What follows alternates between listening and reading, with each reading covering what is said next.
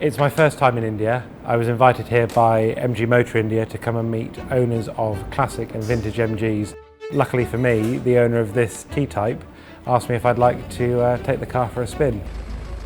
I was brought into the world of MG by my father, who was a huge MG fan. Back in the 70s, one of the women that worked for him drove an MG BGT. And the plan was that my dad was going to swap his car for hers, but then decided that he would rather get his own and went and bought a brand new blaze orange MG BGT. And I can remember when my dad was still alive, when I would park the car up, he would come out with his walking stick and stand at the end of the garage and look at me and watch me park the car, and I would always be so terrified of catching the wing on the wall of the garage as I parked it up.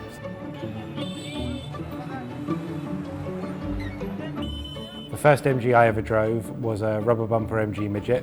I loved it, but I couldn't quite get enough money together to actually be able to afford the car at that time.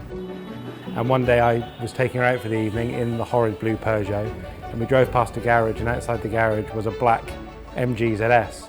And I decided that we were going to swap Sarah's Peugeot for a ZS. Today I have 3 different MGs.